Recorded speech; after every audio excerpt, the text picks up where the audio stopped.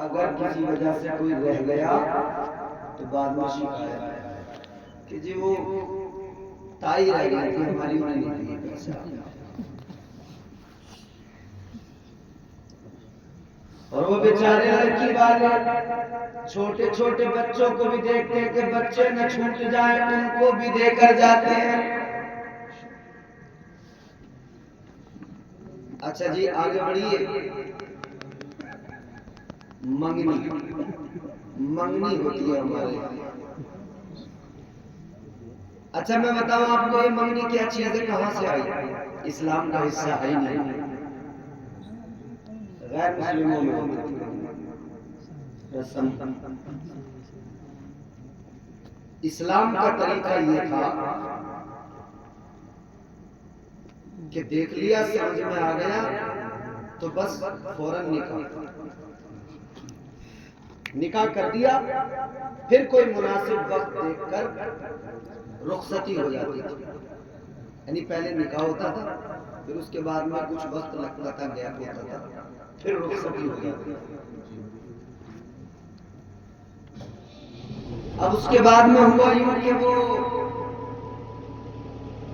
रुखसती और निकाह दोनों एक साथ इकट्ठे हो गए। यानी जिस दिन बारात जाएगी उसी दिन निकाह होगा, उसी दिन रुखसती। तो उससे पहले वाले गैप को पूरा करने के लिए फिर ये था कि साहब निस्बत तय होती थी। कुछ बड़े लोग बैठकर निस्बत तय कर दिया करते थे और बात की, मगर वो जो निस्बत तय होती थी आजकल उसी को हमारे यहाँ मंगनी कहा जाता है। और मंगनी में वो दौलत का बहाव है, वो दौलत का इसराफ अल्लाह। ताजदारे मदीना वाली ये कायनात मुस्तफा जाने रहमत के प्यारे दीवानों, आज क्या हालात है हमारी मंगनियों के। 200 300 लोग जाते हैं मंगनी के नाम पर, एक बारात पहले चली जाती है, कम से कम भी जाएंगे तो 50 लोग जा रहे हैं, औरतें अलग साथ में, बच्चे अलग साथ में जा रहे हैं। वो बहुत खाने का इंतजाम करता है, खिलाता पिलाता है, खिलाने पिलाने के बाद में फिर वो दिया करता है, लड़के के लिए अलग देता है, लड़के के माँ बाप के लिए अलग देता है, भाई बहनों के लिए अलग देता है, भाभियों के लिए अलग देता है, उसके बहनोइयों के लिए अलग देता है, एक एक शख्स को जाने वाले को अलग देता है। उसके बाद में उन्हें तोहफे दिए जाते हैं, गिफ्ट दिए जाते हैं। सास को न जाने क्या क्या सोने चांदी की चीजें, जेवर दिया जाता है। यूं लगता है सास का जेवर देखकर जैसे कि आज लड़के की मंगनी नहीं बल्कि लड़के की मां की शादी हो रही है। ऐसा लगता है, ऐसे हालात सास के कानों में भी हो, सास के गले में भी हो, सास की नाक में भी हो, सास की पाजेब भी होनी चाहिए। ऐसा लगता है जैसे लड़के की मां का निकाह आज होने वाला है, उसके लिए जेवर का इंतजाम। भाई ये किस बला की टैक्स का नाम है? ये क्या चीज है? क्या है ये? कुछ नहीं, सिर्फ रस्म। और ये वो रस्में हैं जिसमें गरीबों की जिंदगी को दुश्वार बना दिया। बेशक आज गरीब परेशान, मालदार ने तो सब कुछ कर दिया, सारे इंतजाम कर लिए, मगर गरीब ने जब ये सब कुछ होते देखा उसका दिल जोर जोर से धड़कने लगा। गरीब बेकरार हो गया, या अल्लाह मैं इतना इंतजाम कहां से करूंगा, या अल्लाह मैं कहां से इतना पैसा लाऊंगा, या अल्लाह। और आजकल देखो ना सोना चांदी कितना महंगा है, आसमान छू रही है कीमतें, ऐसे में गरीब क्या करे, सोचता है या अल्लाह मैं कहां से इंतजाम करूंगा। रोता है रात की तन्हाई में, जवान बेटी तो हो गई मगर निकाह करने के लिए पैसे नहीं है, माल नहीं है, दौलत नहीं है। वो गरीब अल्लाह की बारगाह में दुआएं कर रहा है, ऐ मालदारों तुम्हारे पास तो माल है, तुम माल अपना खर्च कर रहे हो, बहा रहे हो, बहाओ शौक से, मगर इन गरीबों की जिंदगियों को दुश्वार ना बनाओ।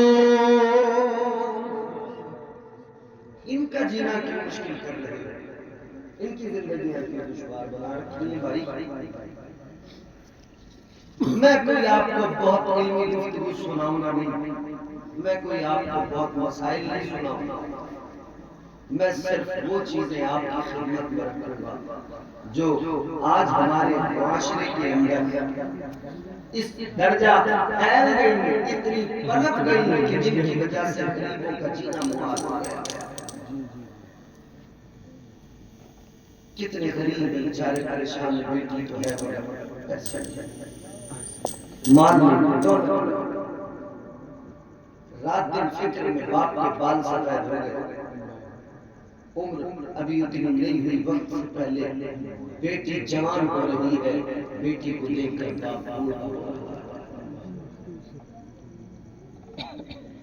ताजदार मदीना वाली कायनात मुस्तफा जाने रहमत के गुलामों, माहौल को बेहतर करो, मुआशरे को बेहतर करो।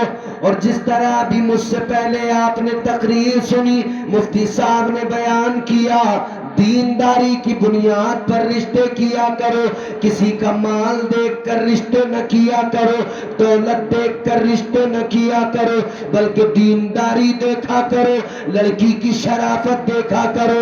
मगर आज हालात ये है, लड़कियों की शराफत नहीं देखी जाती, उसके बाप की दौलत देखी जाती है, लड़की कैसी है, उसका किरदार कैसा है।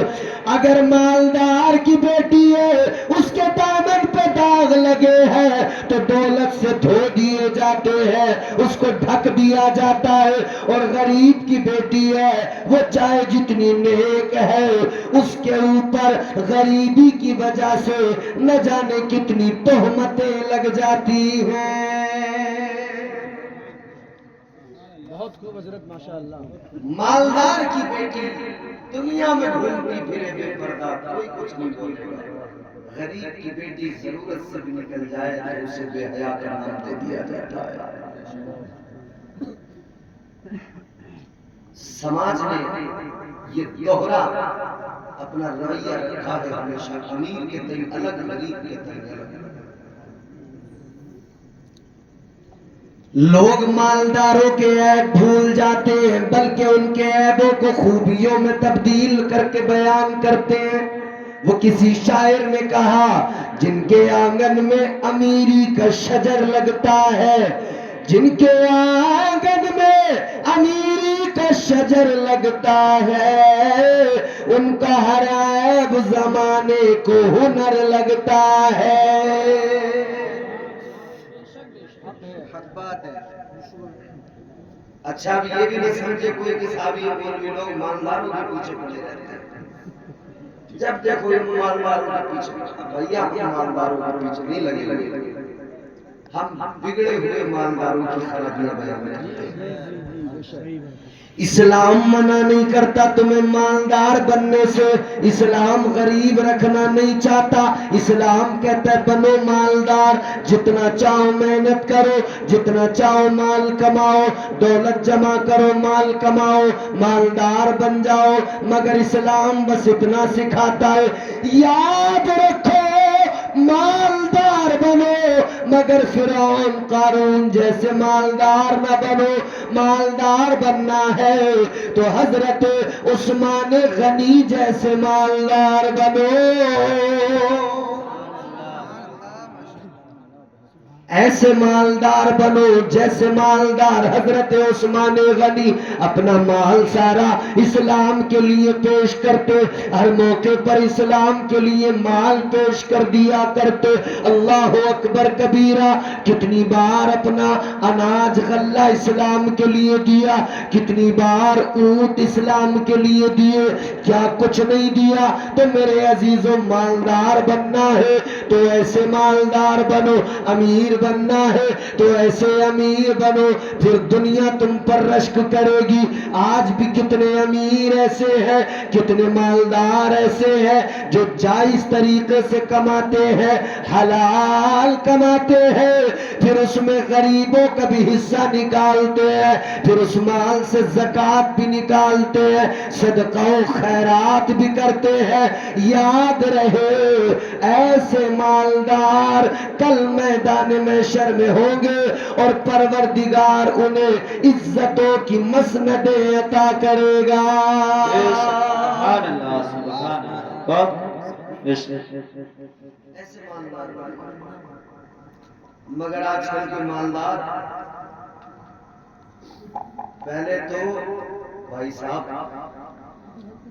जिसे देखो वो शॉर्टकट के चक्कर में लगा हुआ है। हर आदमी चाहता है रातों रात करोड़पति बन जाए। चारपाई पर लेटे लेटे हिसाब लगा रहा है, मेहनत नहीं करेगा, सुबह को टाइम से सो के नहीं उठेगा, मगर चारपाई पर लेटे लेटे हिसाब क्या लगा रहा है? हिसाब ये लगा रहा है कि कहीं से मुझे नोटों से भरा हुआ बैग मिल जाए। अरे पहले सोचेगा 5 लाख का मिलेगा, फिर हिसाब लगाएगा 5 लाख का काम नहीं चलेगा, 10 लाख का मिलेगा, फिर सोचा 10 लाख में तो गाड़ी आ जाएगी, बोले 1 करोड़ का मिलेगा। लेटे लेटे हिसाब लगाता रहेगा और हिसाब लगाते हैं, उसके बाद में सो गया, फिर उठा तो फिर वही करेगा। तो भैया जब तक करेगा नहीं, मेहनत नहीं करेगा, कमाएगा नहीं, तो कहां से आएगा?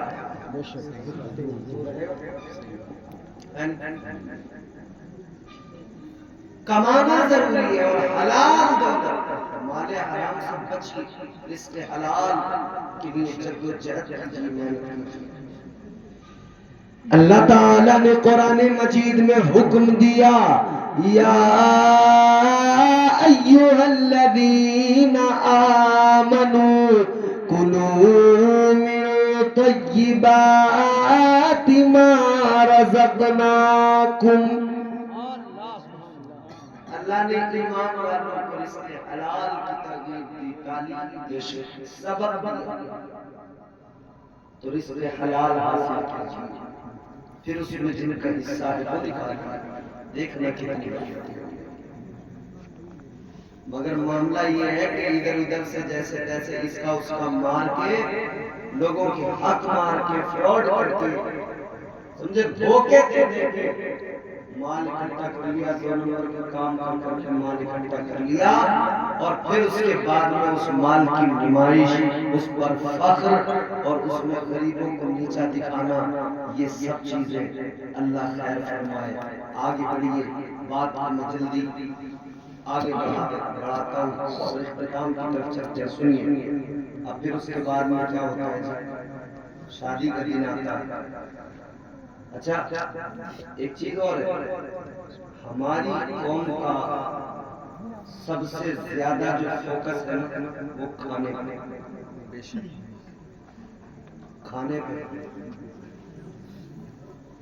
इतना खाते नहीं जितना बर्बाद कर देते हैं।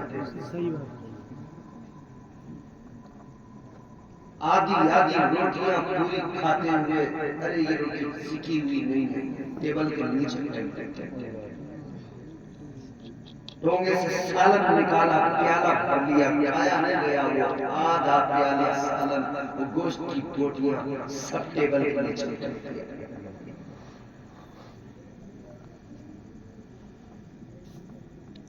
पहले तो 200 आदमी बारात में गए, 200 आदमी पहुंच गए, ऐसे गए जैसे कि किसी पे हमला करने कोई फौज जाती है। और वहां पहुंचने के बाद में नखरे अलग दिखा रहे हैं।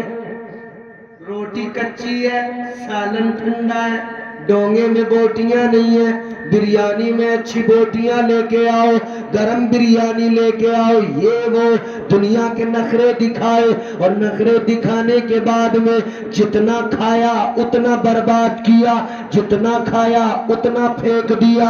और रिस्क को बर्बाद करने वालों, रिस्क की कदर किया करो। याद रखो, आज तुम रिस्क को बर्बाद कर रहे हो, कभी शहरों में जाकर उन लोगों को देख लिया करो जो इस रिस्क के एक एक दाने के लिए परेशान है। फुटपाथ पे पड़े लोग भीख मांग रहे हैं, लोगों के दामन पकड़ पकड़ के, हाथ जोड़ जोड़ के कहते हैं, ओ भाई हमने कुछ खाया नहीं है, हमें एक वक्त का खाना खिला दो। सुभान अल्लाह, सुभान अल्लाह। नारे तकबीर, नारे तकबीर, नारे रिसालत, नारे रिसालत, नारे गौस, नारे गौस, मसलके आला हजरत, मसलके आला हजरत। नारे तकबीर, नारे रिसालत,